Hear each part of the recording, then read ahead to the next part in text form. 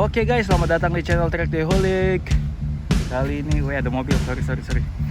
Kali ini gue pengen nyobain Ksatria RGV guys. Tuh aja ganteng banget punya Omicat. Tuh RGV 120R full race clutch anjay, dengan knalpot AHM.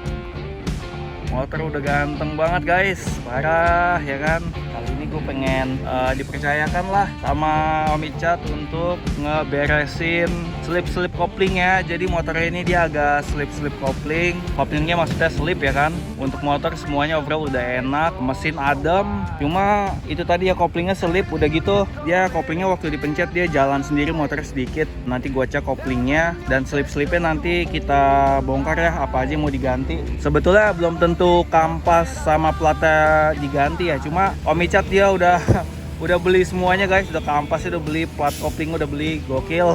Nah kita cobain motornya guys, sementara kita melihat ketampanan motor itu ya kan. Anjay, di ganteng banget ya, wibawanya beda gitu ini motor. Sepupu gua waktu itu ngelihat dari depan, dia bilang, "Kak itu motor Shogun ya?" Wah, Shogun 2 tak nih. Anjay, Suzuki Malaysia RGV. Seram. Cakep. Jadi tadi gue udah menemukan masalahnya. Ternyata dia di bagian koplingnya dia agak berisik juga sedikit guys, nggak adem. Tuh kita tarik, suaranya lebih adem. Kalau kita lepas, dia agak berisik. Kedengeran nggak guys?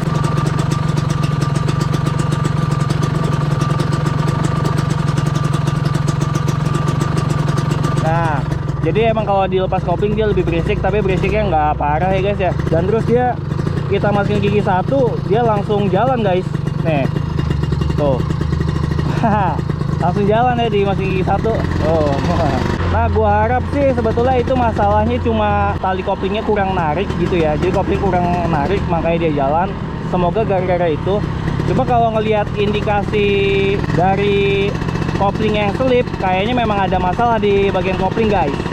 Nih, ini gua narik kopling ya. Oh,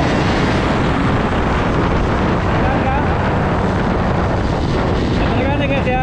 Jadi koplingnya emang selip nih. Tuh, gua nggak tarik kopling.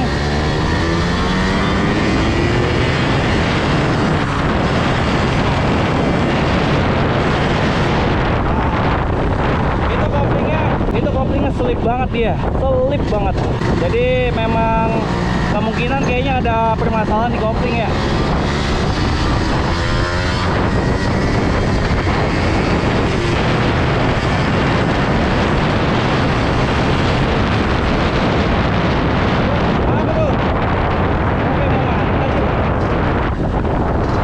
Tadi kayak mau mati ya. Kita cobanya segitu dulu aja guys, nggak usah lama-lama reviewnya. Jadi langsung aja kita bongkar ya guys ya. Tapi umum juga terjadi karena sekedar salah pasang doang guys. Oh udah sering ngalamin kayak gitu ya, entah salah pasang bagian stud koplingnya kurang pas, terlalu banyak ganjelannya, pokoknya macam-macam lah. Udah guys, olinya banyak banget. Tuh, ini masih ada ya. Tadi gue nuangin ini dia sampai tumpah-tumpah guys, banyak tumpah-tumpahnya. Dan di sini masih ada banyak lagi olinya. Jadi kapasitas olinya jauh melebihi 1 liter ya. Gua nggak ngerti kenapa oli mesinnya bisa sebanyak ini. Ini dia udah lebih dari 1 liter ya. Masih sisa lagi nih.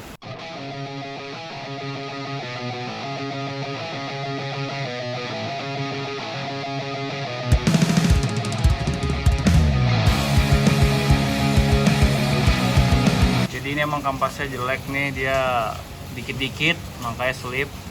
Nah, kita lihat apakah plat koplingnya ori. Kita plat koplingnya juga KW. Oh enggak, plat koplingnya ori. Kalau yang KW kayak gini nih. Nah, kalau ini contohnya KW nih, dia nggak ada totol-totolnya. Oke guys, lanjut lagi. Jadi ini kopling udah kita ganti karet koplingnya. Pakai karet kopling yang benar ya, bukan yang sebelumnya karet koplingnya salah. Dia pakai punya FU kayaknya itu, bukan punya Ksatria 2 tak. Jadi kalau Ksatria 2 tak itu dia harus ada speleng kayak gini guys. Ini bukan rusak ya guys ya.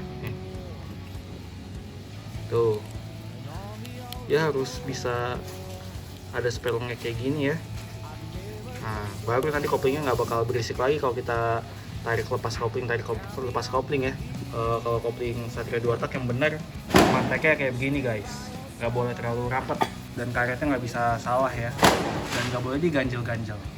Nah lanjut lagi nih guys, jadi sebenarnya setelah kemarin gue teliti, penyebab selipnya itu utamanya sebenarnya bukan di kampas atau plat kopling ya. Emang sih kampasnya ini jelek ya, bukan bawaan Satria ini. Mungkin ini punya smash, jadi kampasnya dia jarang-jarang tuh. Kalau yang ori Satrianya kayak begini tuh, dia lebih banyak-banyak kampasnya, nggak jarang-jarang kayak gini ya. Cuma sebenarnya yang bikin kampasnya selip banget itu bukan plat sama kampas koplingnya, memang ada penyebab lain dari pemasangan lah intinya. Cuma karena ini udah dibeli, jadi ini kita pasang aja guys. Sayang juga kan masa nggak dipasang. Nah untuk bagian-bagian rawan selek nih, footstep, nah kita kasih gemuk guys.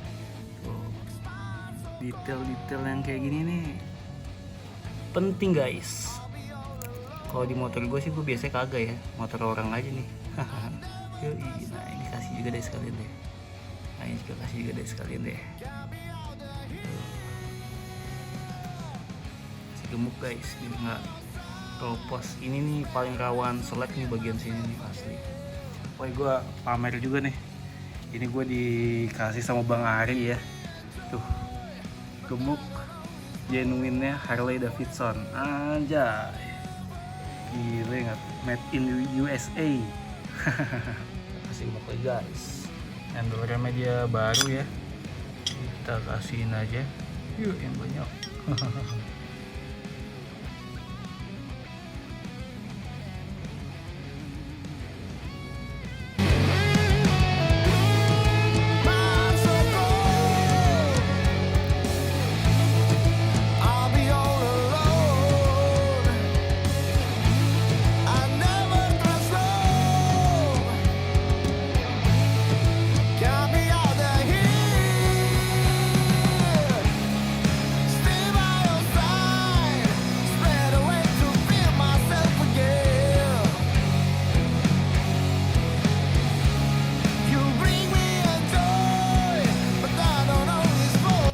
Kalau gue colok orennya doang nih kan, listrik masuk ke flasher, terus keluar dari sini kan, kedip kan dia. Cuma normal nih, maksud gue yang oren tetap kagak kedip, yang ke CDI kagak kedip juga. Nah giliran di colok dua-duanya langsung nih kedip-kedip semua.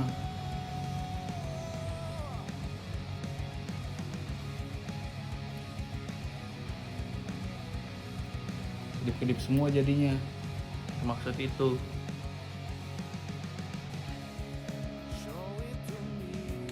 Akhirnya beres juga nih guys soal kabel bodi baru. Jadi motor udah pakai kabel bodi baru sekarang tuh. Ini kinyis guys, mantap. Pakai kabel ori ya, tinggal di kabel tis doang nih. Speedometer juga baru. Iya nih, dikit lagi pelek nih, tinggal masang-masangin doang guys. Oke guys, selamat datang di channel Trikdeholic. Akhirnya motor ini selesai juga. Walaupun waktu gue ngerjain gue nggak banyak bikin videonya, karena jujur gue sempat mumet banget ngerjain motor. Motor yang terlihat proper ternyata bikin gue mumet ngerjainnya. Gue baru kali ini ngerjain motor kayak ngerjain motor dikit tapi gue pusing banget gitu ya. Gara-gara kelistrikan doang ya kan. Tapi sekarang udah aman semuanya. Ya patroli datang guys. Ayo dong, jangan kesini dong please. Oh enggak deh, nggak kesini dia guys. Untungnya nggak kesini dia. Jadi intinya sih motor ini sekarang udah enak. Perkoplingannya udah nggak berisik dan udah nggak selip lagi. Jelas lah udah pada baru semua, terus pemasangannya juga udah, penataan kopling udah bener. Udahlah langsung aja kita cobain guys gimana rasanya motor. Nyaman parah, ini sok-soknya empuk semua pokoknya. Gemes lihatnya guys, gemes. Kemarin kan sempat agak berisik, kali ini udah aman harusnya nih. Ini gua lepas kopling, ini gua tarik kopling. Tuh, kalian lihat lepas kopling, tarik koplingnya ya. nggak ada perbedaan suara ya kan. Oh sekarang udah aman karena pantekan koplingnya udah benar dan kaki koplingnya juga udah ori, makanya dia udah enak guys. Asik, bensinnya sekarat tapi haha seru nih guys. Ya lupa lampunya guys. Oh ini dia. Ih, gemes deh ya gak? Gemes kita kan jadinya ya nggak? Anak chopper. Kita coba ala-ala ya.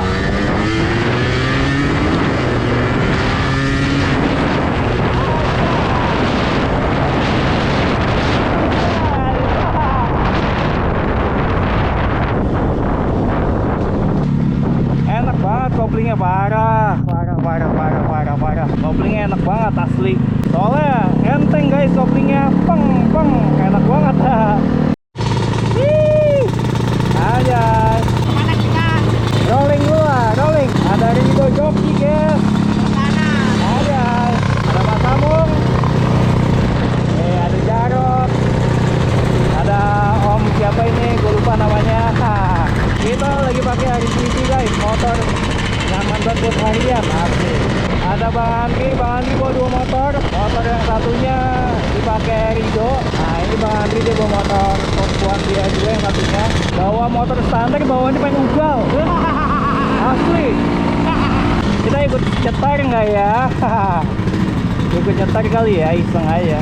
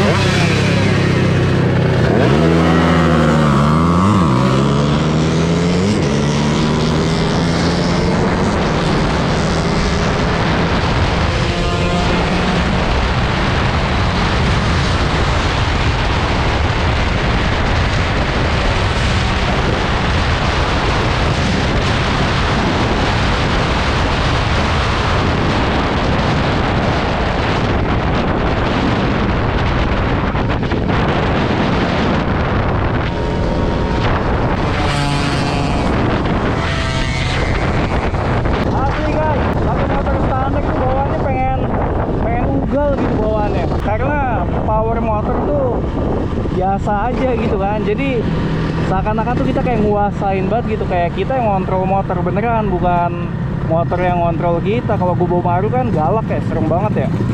Kalau bawa motor ini jadi bawanya pengen ugal malah. Apaan? Iya ya.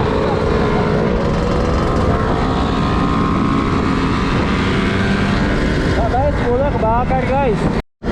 Mana yang lain nih?